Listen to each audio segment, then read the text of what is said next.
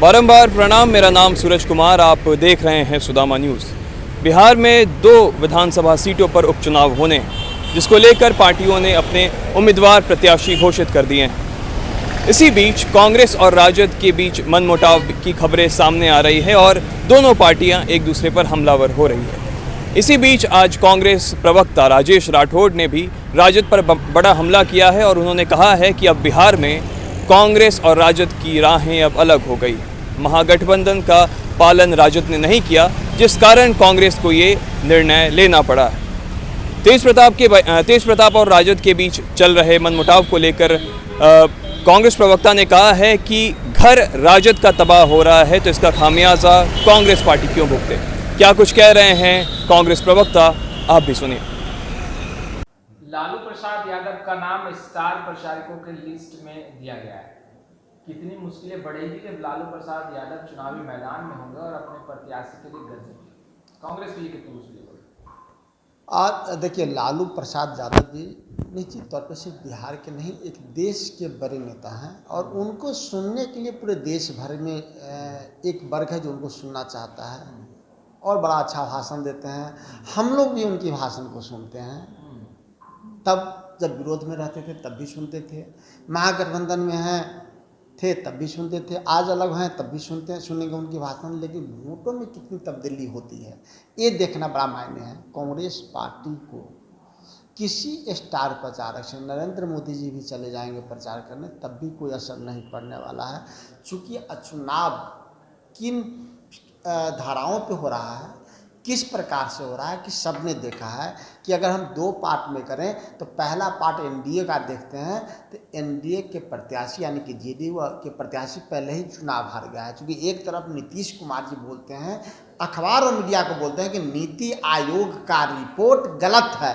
ठीक उसी के कल होके भारतीय जनता पार्टी के प्रदेश अध्यक्ष कहते हैं कि मुख्यमंत्री झूठ बोल रहे हैं, नीति आयोग का रिपोर्ट सही है। क्योंकि नीति आयोग का अध्यक्ष प्रधानमंत्री है। इससे स्पष्ट है कि भारतीय जनता पार्टी के लोग, भारतीय जनता पार्टी के नेता जेडीयू के प्रत्याशी के खिलाफ है, नीतीश कुमार जी के खिलाफ है। लालू प्रसाद यादव जिसे आप लोगों को कोई फर्क नहीं पड़ने वाला? एकदम फर्क नहीं पड़ेगा। क्योंकि आरजेडी ने जिस प्रकार से हमारे सीट पर जबरन अपनी प्रत्याशी दे दी है, धोखा देके, गठबंधन धर्म का पालन किए बिना जिस सीट पे हम 2010-20 में लड़े थे, हमारे बड़े नेता अशोक राम जी कम वोटों के अंतर से हारे थे और तारापुर आरजेडी ज़्यादा वोटों के अंतर से हारी थी। और दोनों पे प्रत्याशी आरजेडी को देना यानी कि गठबंधन धर्म को तोड़ना, अपने गठबंधन के साथी को धोखा देना।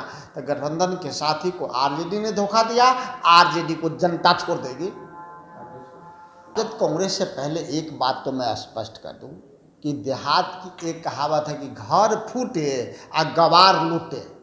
तो घर फूटेगा तो उसका खामियाजा घर वालों को नहीं मिलता है, पड़ोसी को मिलता है। तो हमेशा तो इसका खामियाजा कांग्रेस क्यों भोगेगी? घर फूटा है जिसका वो भोगेगा। कांग्रेस का वोट तटस्थ और मजबूत है। मेरा उम्मीदवार नौजवान है, मेरा उम्मीदवार समाज के बीच में रहा है। न संजय यादव वहाँ समाज के बीच में रहे हैं, न जेडीयू के प्रत्याशी वहाँ समाज के बीच में रहे हैं। आरजेडी के प्रत्याशी आयातित हैं।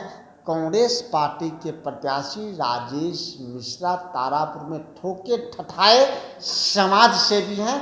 वहाँ के जनता जात धर्म से ऊपर उठ के नौजवान इंजीनियर राजेश मिश्रा को भारी मतों के अंतर से जिताएगा। तेजस्वी यादव को बिहार विधानसभा चुनाव में आप लोगों ने सीएम का चेहरा प्रोजेक्ट कर तमाम विधानसभा क्षेत्रों में आप लोगों ने जनता से वोट अपील की। वो चुनाव में अब गठबंधन टूट गया है, यूं कहें तो, क्योंकि काफी दरार आ चुकी है आप लोगों में। अब क्या करेंगे? अब फिर वही बात बोलेंगे, घर फूटे गवार लूटे।